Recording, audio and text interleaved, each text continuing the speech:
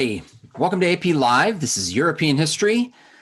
My name is Todd Beach. I teach AP European History at Eastview High School in Apple Valley, Minnesota. That's a suburb of Minneapolis and St. Paul. We're really glad you're with us this morning, and this is Katie. Hi, good morning. I'm Katie Lancey. I teach European History at Coral Gables Senior High School. It's a suburb of Miami. We're happy to see you guys today. So let's get into our lesson. Thanks, Katie. So just to give you a kind of a month at a glance view here today, we're on the 23rd, Thursday, and Katie will talk to us about the specifics of this lesson that deals with Romanticism. But take a look at tomorrow on the 24th. We have a DBQ for you that we will unpack, and some of the documents for you. We'll unpack a little bit of the prompt itself, and we're going to walk you through some structure. And the lesson for tomorrow is industrialization and its effects. Take a look at the 27th, because those that practice the DBQ and submit those practice pieces, we're going to unpack it. So we'll give you feedback and show you what would make the point, what would not make the point on all parts of that modified rubric. Then you see we are going to finish up review next week, and then we have one more DBQ practice on May 1st from that week. And then we have the extra week that College Board has put in here, where we're going to do DBQ practice and then feedback and DBQ practice and feedback. We have some guests coming on the 8th. That's going to be fun. And then your exam is on the 13th. So that gives you our learning at a glance for the month. Katie? Okay, and so again, today, here's our overview. We're talking about the Congress of Vienna and Romanticism. And then remember, tomorrow we have that full DBQ to give you for practice over the weekend. So we're hitting the Congress of Vienna, Romanticism, and continuity and change in the 18th century states. So a little hodgepodge of things going on today. Our learning objectives are here. We urge you to stop the video if you'd like and read through them on your own. Hey, Todd. Great, thank you, Katie. Yeah. So this is our warm-up. This is what we left you with yesterday. So the skill we're working on are comparing the arguments of, or main ideas of two sources. And we gave you some harder sources yesterday because they're secondary sources, right? So these are two historians making an argument about what they think was the true cause of the French Revolution.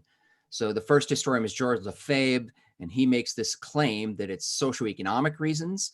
And the second historian is Sutherland, and he makes the claim that it's political reasons. So when you look over on the left and for A and B, what we did, because these are historians, right? And so historians usually write for audiences of other historians. So sometimes their language is really complex. So what we did over here on the left is I told you what the argument is. So in source A, we said it's going to be a socioeconomic reason. Source B, it's going to be a political reason. So we gave you that part. What we wanted you to do was find the evidence then that these two historians are using to support that argument. Okay. And then you had a number of you turning your responses. This first response is from Sylvia, Escondido High School in California. And by the way, Katie, she said she liked my joke yesterday. So of course, I'm going to pick her example. That's great. So, and there you go. And what I've done is highlighted Sylvia's reasons and her responses. She did a great job. So the yellow is the task. The green is the evidence, right, that she's pulling from. And then the blue is her analysis of what it is. So let's read it. A, in source A, one piece of evidence that supports the author's argument that the revolution occurred for socioeconomic reasons is that prior to the outbreak of the French Revolution, the power of the nobility and clergy had both declined. That's the evidence she pulled from the document, as well as their influence, while the bourgeoisie's power shifted to come dominate both of them. And in the blue is her analysis. Thus, conflicts among the social classes would have emerged due to their power, prestige, and wealth. They would have also competed for economic prosperity. That's a great response. And then in source B, one piece of evidence to support the author's argument that the revolution occurred for political reasons is that the main influencers of political decisions on judiciary customs, such as nobles and clergy members, united together to form a more liberal government rather than wanting to maintain an absolutist government. So the yellow is the task. She's identified that. The green is the evidence she's pulled from the piece. And then the blue is her analysis. However, the lack of leadership efficiency ultimately led to very little success over this desire for reform.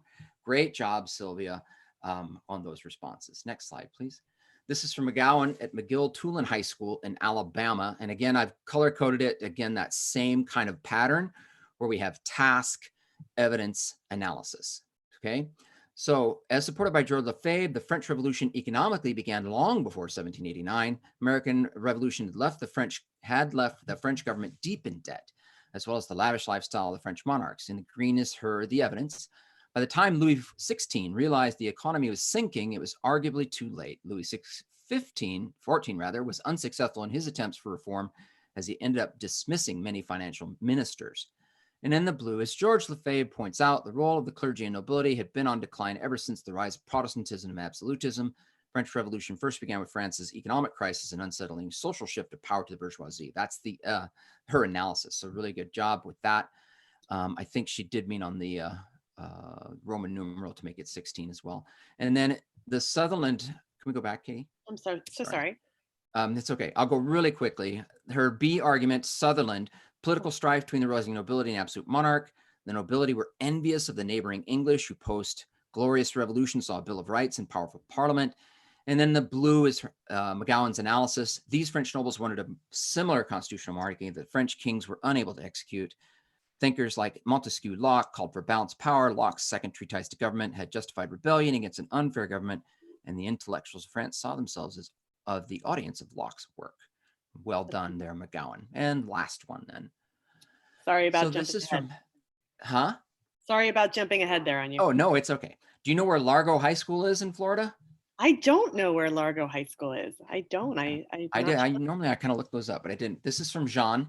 So again, that same pattern we're seeing is the task is in yellow, the evidence is in green, and then the analysis is in blue. So really good job here by Jean. Socioeconomic reasons. Since the nobility increasingly lost their power and authority, it was the bourgeoisie who rescued the government and the people from the revolution.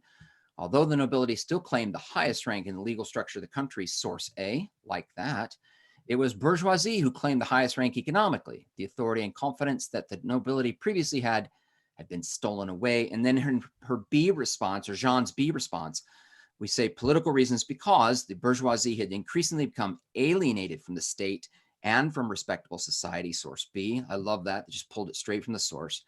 They were unable to advance to the top social structure and political institutions. Additionally, both the nobility and bourgeoisie had agreed to overthrow absolutism. So really good responses, all three of those. But you see their pattern they did in this paragraph structure is task, evidence, analysis. So really good job. That's a transferable skill that certainly will help us on the DBQ. Thanks Absolutely. a lot, you guys. And Largo High School is near Clearwater on the west coast of Florida. I did a little Googling while you were doing that. So that's great. Hopefully they're having nicer weather than we are. So, so Todd left off yesterday talking about Napoleon at the end of the French Revolution. And so we start today to just give you a very quick overview about basically what amounts to the undoing of Napoleon and setting the order moving forward after him. So, and this is the Congress of Vienna. So in the A paragraph, after the defeat of Napoleon, we have this quadruple alliance, representatives from Russia, Prussia, Great Britain, and Austria, along with they do have a representative of the Bourbon monarchy too, because it's quite a lenient peace with France. And they're meeting from September 1814 to June of 1815 to restore the balance of power and to contain the danger of future revolutionary or nationalistic upheavals in the future. So as they're meeting, in the image that you see on the right, I thought about possibly putting Clemens von Metternich, our Austrian delegate to the conference, who's really going to lay out conservatism going forward. But I found this image of the Congress of Vienna and all of the delegates that are here, because even though we talk about sort of the big four countries along with France, pretty much every country in Europe had a representative at this meeting. So the Congress of Vienna, starting with B, is guided by four main principles. And as they're going to redraw that map of France and return France back to the boundaries it had in 1792, prior to Napoleon really taking over so much of European territory. So in number one, that first sort of tenet that they're looking for is legitimacy. If you remember yesterday, Todd talked about the fact that Napoleon put his relatives on the thrones of all of these different places in Europe that he conquered. Todd spoke about his brother who was ruling in Spain when he showed you that Goya painting. So what they're going to do is really seek to put legitimate monarchs back on the thrones of these places. And we're going to see the power where people had really tried to have constitutional governments. The power is really going to be vested back in the monarch the church, and the aristocracy. Although in some places we will see constitutional monarchies to sort of have popular approval of these monarchies. And then two, really important, is the balance of power. Obviously, Napoleon very much upset that balance of power. So the Allies are going to want to restore an international equilibrium that will discourage aggression by either a combination of states or, as the France was, a single state. So they're going to create a series of buffer states to surround France. They want some buffer around that. So we will see the Kingdom of the Netherlands and the come out of the Austrian Netherlands and the Dutch Republic. We're going to see Piedmont, Sardinia strengthened on France's southern border, and Prussia is going to get territory on the Rhine, which is going to buffer them on that side. The number three, we're going to see also the idea of compensation. When people win wars, they're looking to get something out of it. And the victors of this are going to really agree that they should receive compensation in the form of territory. So Austria, while it does give up the Austrian Netherlands, is going to gain the provinces of Venetia and Lombardy. And then looking forward to some stuff we're going to talk about on Monday, there's this idea of collective security. So these powers agree that after the Congress of Vienna, and during the Congress of Vienna, by the way, if you remember, Todd spoke about yesterday, there in the midst of this, Napoleon does have his little 100-day comeback where he leaves and ends up afterwards on St. Helena.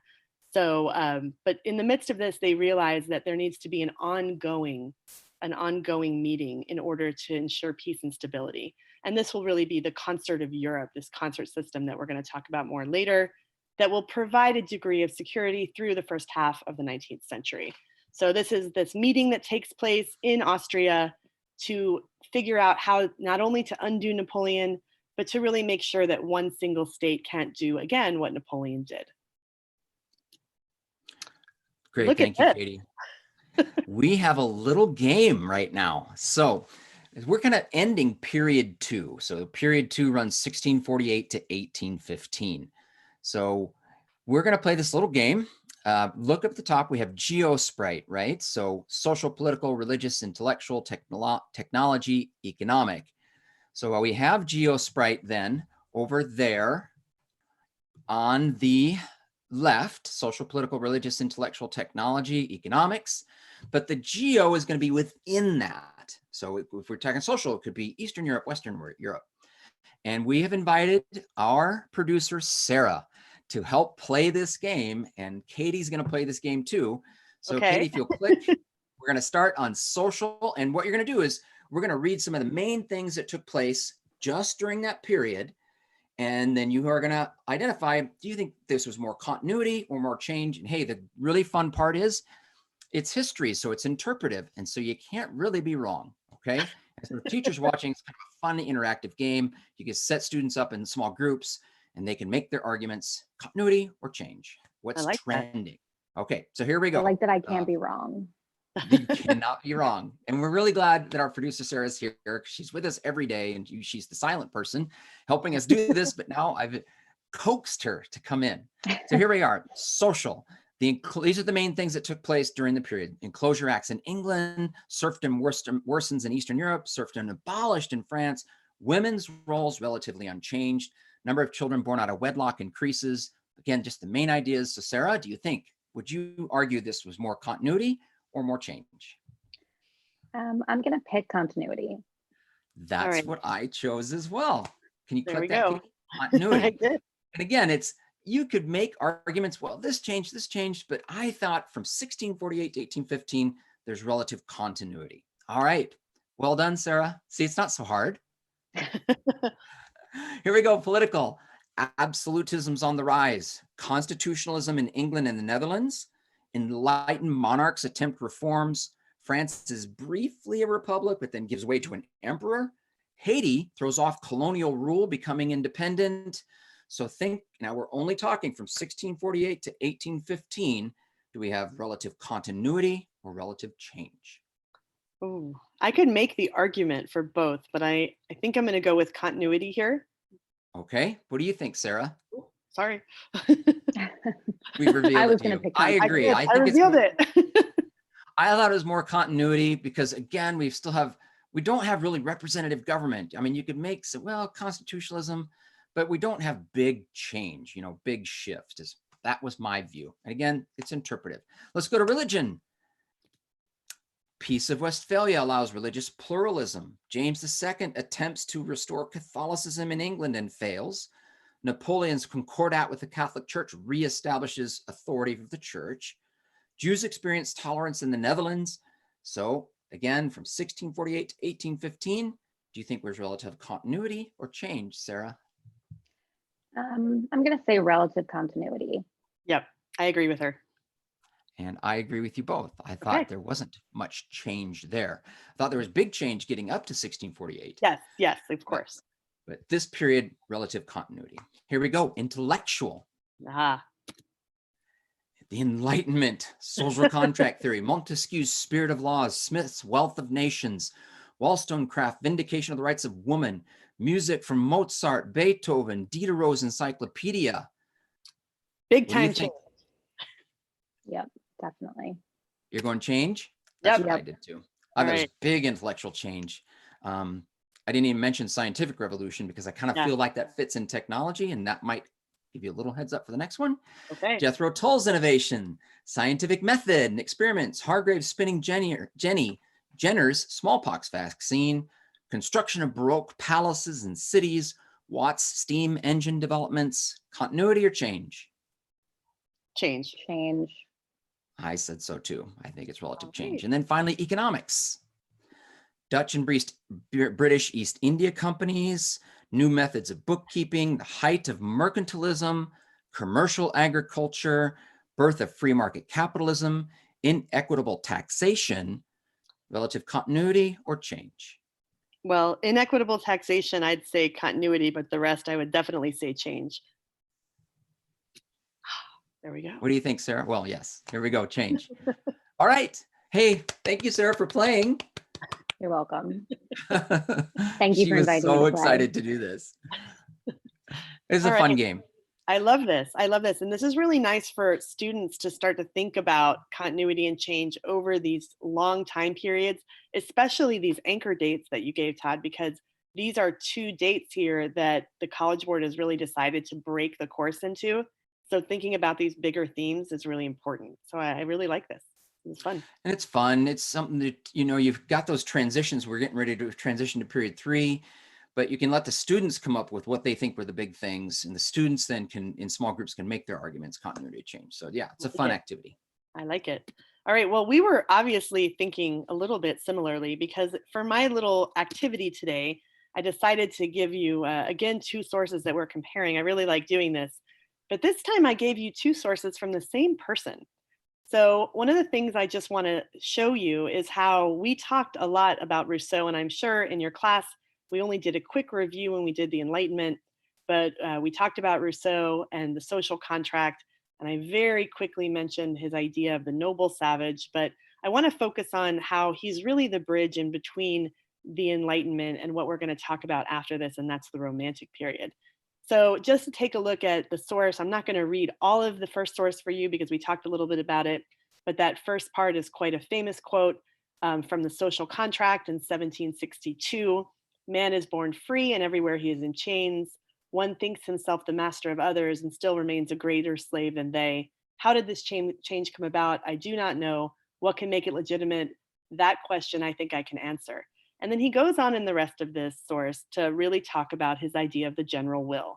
He's really delving into that Enlightenment idea of the social contract and what the government's responsibility is in terms of its people. As we move into the second source, I am going to read this one to you because this is from his Reveries of the Solitary Walker. And this is published after his death, but written at the end of his life. So decades have gone by here. And I want to show you how he bridges into much of what Todd's about to talk about. So if you want to follow along with me. The more sensitive the soul of the observer, the greater the ecstasy aroused in him by this harmony of nature. At such times, his senses are possessed by a deep and delightful reverie. And in a state of blissful self-abandonment, he loses himself in the immensity of this beautiful order with which he feels himself at one. All individual objects escape him. He sees and feels nothing but the unity of all things. Such is the state I often experience on the island of St. Pierre in my solitary reveries, whether I lay in a boat and drifted where the water carried me, or sat by the shores of the stormy lake, or elsewhere on the banks of a lovely river or a stream murmuring over the stones. So, what we're going to see is really this romantic ideal that comes from this bridge that Rousseau is kind of creating between the Enlightenment and romantic art, which Todd's about to talk about, and romantic literature and poetry and all of these things that are coming next. So I wanted to show you continuity and change within the same person.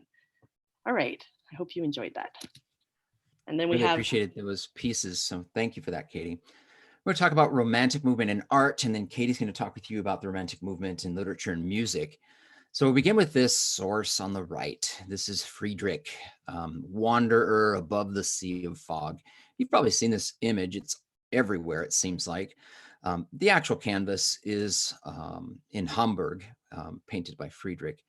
So what does the romantic movement mean? Because I always kid with students and I say, you know, what it really means is we're going to turn the lights down and turn on some candles and, you know, talk about things. But then it gets weird and they're like, what are you talking about? But what is it? What are the tenets of Romanticism, right? And like any movement in art or literature, it's generally, not always, but generally a rejection of the previous movement. So that's what we have here. So in the A paragraph, followers of the new romantic movement reach its height from about 1790 to the 1840s, revolted against the emphasis on rationality, order, and restraint that characterized the Enlightenment and the controlled style of classicism. A lot of the French courts, Napoleonic courts, were French classicism at this time. In the B paragraph, romantics championed emotional exuberance, unrestrained imagination, spontaneity in both art and personal life. In their works, they explored the powers of emotions, such as love, desire, despair. And then in the C paragraph, they value intuition and nostalgia over scientific method and progress. They seek inspiration of religious ecstasy instead of secularization, turn inward and delve into the supernatural instead of engaging in public life and civic affairs. So the good way to characterize this so far is that we're rejecting these pieces of order and structure that Enlightenment and scientific revolution gave us, and we're trying to reach these other parts of ourselves. The D paragraph, romantics are enchanted by nature, and most saw modern industry as an ugly, brutal attack on their beloved nature and venerable traditions. In the E paragraph, romantics sought escape, believed that history held the key to a universe they perceived to be organic and dynamic, not mechanical and static, as Enlightened thinkers had believed. So next slide, please.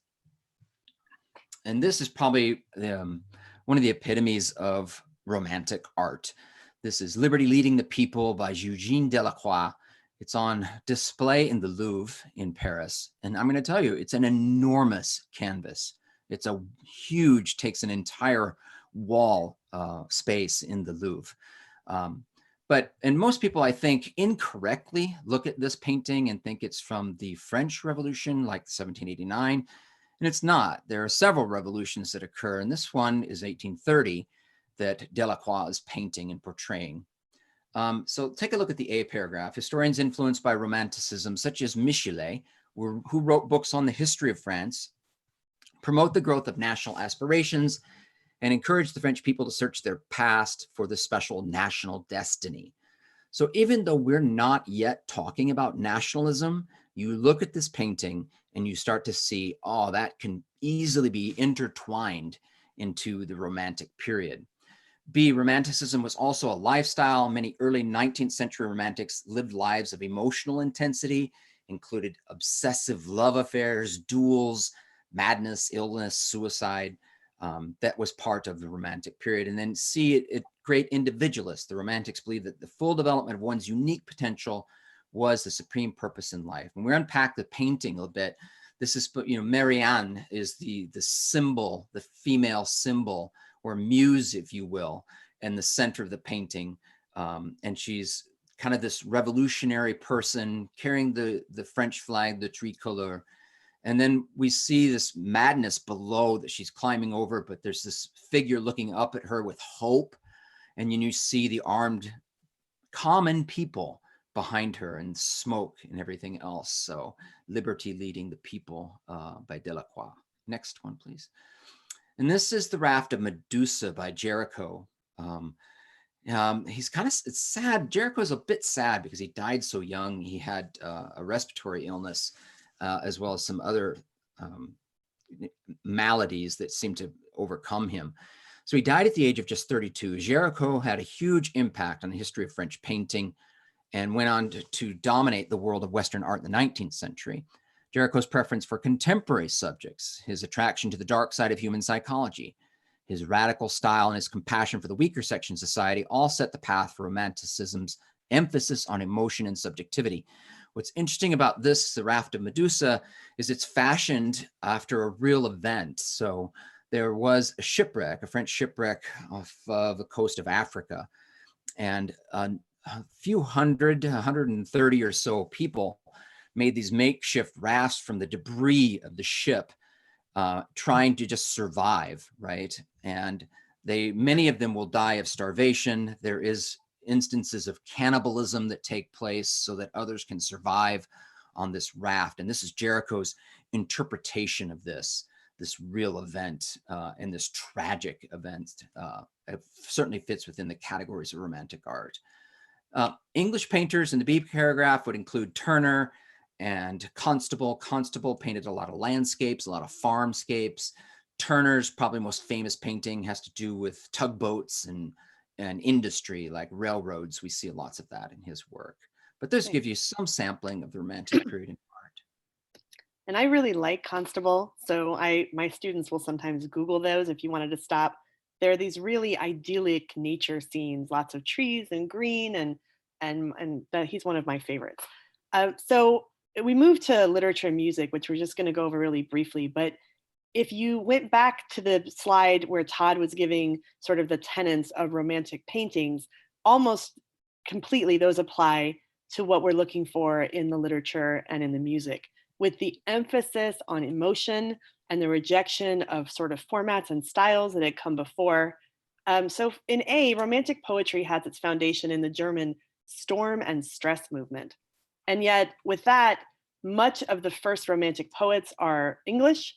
We see examples, William Blake, Wordsworth, Sir Walter Scott. And then on the right, we have a picture of sort of our poster child for romantic poetry, and that is Lord Byron. He's a British romantic poet and satirist, and his poetry, he becomes a celebrity. There he is dressed in this Albanian costume, and this particular painting is in the embassy in Greece. And if you know anything about Lord Byron, that makes sense. He is very interested in Greek independence against the Ottoman Empire. And we talked about, Todd was just mentioning sort of this torrid love affairs that show up. He was also very well known for that. So Lord Byron's kind of our quintessential romantic person here. The novels in the, oh dear, what have I done here? In the many A's that I have here, which is really strange, sorry about that. In the second paragraph, we have romantic novels that are very much in the same themes that Todd was talking about. We see fantastic characters, exotic settings, lots of emotion. Many students read Mary Shelley's Frankenstein. And it's interesting that she's actually the daughter of Mary Wollstonecraft, who we talked about with her vindication of the rights of women. And Victor Hugo's Hunchback of Notre Dame. I think lots of students are familiar with that. There's that Disney movie version of that. But the novel is quite intense. And that emotional intensity is something that we see woven through all of this romantic literature. And then a lot of students are also familiar with, we have nationalism going on in literature as well, because in Central and Eastern Europe, we have romantics that are studying and transcribing folktales and proverbs. And the best example of this is probably the Grimm brothers' fairy tales. So we see a lot of nationalism here, taking their stories, some of them that are oral stories, and transcribing them and turning them into things that still have resonance today. And then in music, again, composers are abandoning structure. Very much that sort of rationality is being pushed away to evoke really powerful emotions. The range and intensity give musicians a public profile and prestige. They're quite famous during their lifetime. And Beethoven is probably the best example of this. with his Romantic movements and his 9 very famous symphonies. So all of the tenets of Romanticism are woven in through the writing, and we see that emotional intensity in the music, very much a rejection of the time period that came before, just like in the visual arts. Great, thank you, Katie. I'd never seen that image of Byron before. That's awesome. Yeah. So tell us what you think. Give us a review, your feedback of our content review from today's lesson. If you're on Twitter, just go to @LearningEuro. There's a survey there we'd like you to take. Give us some feedback on what you thought. Thank you. So today we went over how states respond to Napoleonic rule, the Romantic movement, the developments and challenges of the political order resulted in change from the period 1648 to 1815. These were our thinking skills, but the big reasoning skill that we were unpacking for you today is CCOT, or that is continuity and change over time. Absolutely. All right, so for your practice today, we've gone back to sourcing, and I use the same structure that Todd gave you in your last sourcing homework because I think it's so straightforward in what we're looking for you to do. But of course, I've changed the source, and the source is going to be something that I hope will bridge between today's lesson and tomorrow's, because tomorrow, of course, you have another full DBQ, and tomorrow we're talking about industrialization. So if you take a look at the right part, I want you to go through 1 through 5 and make sure that you are doing in your sourcing as you are doing historical situation, audience, purpose, point of view, and explaining why it's important, that you start by using that attribution in the stems that we've talked about, that you briefly describe the content of the source, you do the sourcing and the why. Don't forget to explain why this is important as it relates to your claim or argument, and then include that best practice of putting the document number at the end there in number 5. That's really helpful. It's not required in the rubric, but it really does help for you and for the reader to signal what you're doing in your essays. So the source here is Lord Byron. He's an English Romantic poet. He's also a member of Parliament, and it's a speech to the House of Lords against the Frame Breaking Act. So I'll let you do that reading on your own. The bottom of the document does, as the College Board often will explain something that you may not be familiar with, tells you what the Frame Breaking Act was. And I want you to think about this as it relates to an argument about reactions to industrialization. So Todd told you on that first slide on romantic art that romantic art is somewhat a reaction. So I want you to think about our source and how that relates to what he has to say in this document. As always, you can email your responses to us at apeuro virtuallearning@gmail.com. We'll feature your great responses tomorrow. We've been so impressed. I think we say this every day, and every day as we're looking through your responses, we're just overwhelmed at how careful and how much time you're taking in your work. So thank you for continuing to do that. Great, thanks, Katie. Here are our school shout outs for today. Ravenscroft School from Raleigh, North Carolina. They are the Ravens at Ravenscroft. Go Ravens. The Preyas School, I hope I'm pronouncing that correctly, at La Jolla, California. And their mascot is the Triton, as in the god. So I didn't think we could go Tritons because it's singular. So it is the Triton. And then Fred J. Page High School in Franklin, Tennessee. They are the Patriots. So we're watching you guys. We see you guys. We appreciate your work and your engagement in this. Scholar Up, you got this. We're going to be with you to help you get through and do well and show your very best work on the AP exam. Just a quick note from College Board. We know that not all students have access to the internet or a device. We're working on solutions to help students get what they need to show their best work. If you need mobile tools or connectivity or know someone who does, reach out directly to College Board at cb.org/tech. All right. Okay, Katie, thanks for playing the game today. Thank you, producer Sarah, for playing our game today. I thought it was kind of fun.